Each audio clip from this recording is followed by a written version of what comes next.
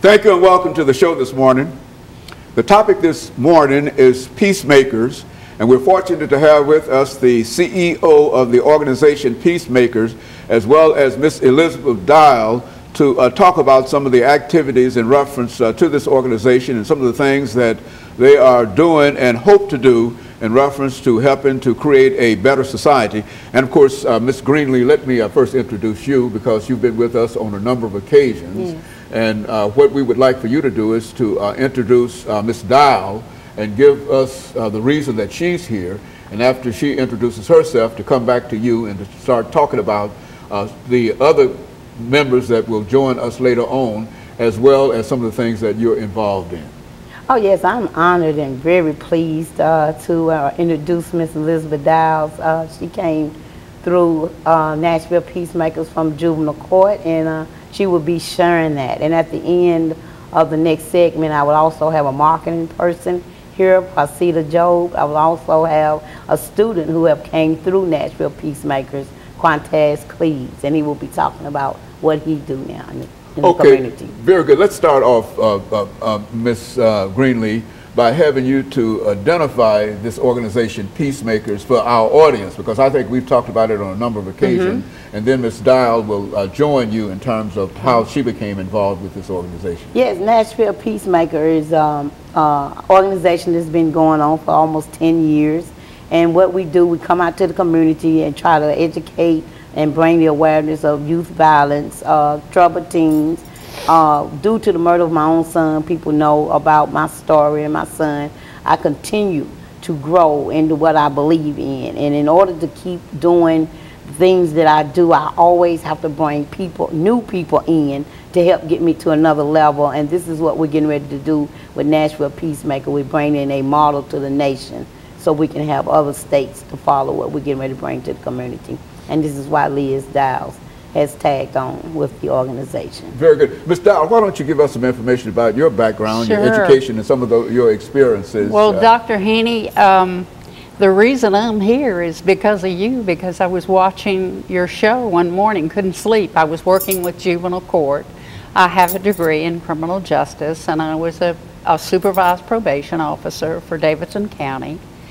And it was on a Saturday morning, and I couldn't sleep. It was 6 o'clock or 6:30, I don't remember exactly, flipping through the station and saw this little teeny weeny girl and the powerful message that she was bringing. And of course it captivated me because I'm working with high-risk kids and high-risk families.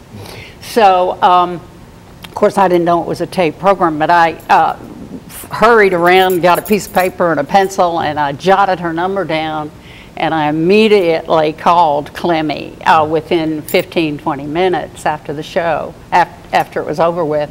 And when I said, Clemmy, this is Liz Dial with juvenile court. She said, juvenile court? She says, I've been trying to get in juvenile court for a couple of years. Well, we hooked up. We talked for about 4 or 5 hours at a restaurant, hooked her up with the gang specialist, Alate Russ, at Davidson County Juvenile Court, and then she started helping him. He always presented every month a program that the probation officers used and made it a requirement for condition of probation.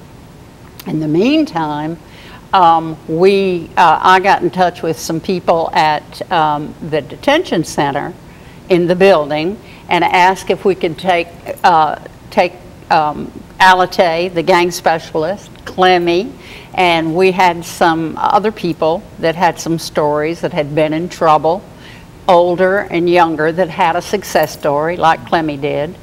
And the kids are just absolutely captivated with her. I mean, it's like a tennis match.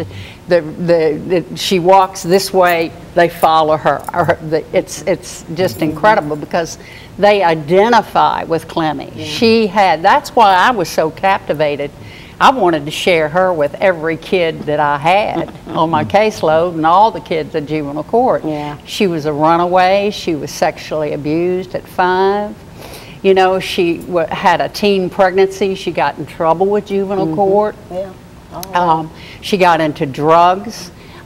She got into drug trafficking, selling and using drugs. And then, of course, her son was murdered, as she mentioned. Her son was murdered. And then she went into treatment, and that was just, it shows that she's such a success story. Very good. And of course, we're going to have to take our first commercial break. Sure. And we'll be back with our audience following this very, very short commercial break.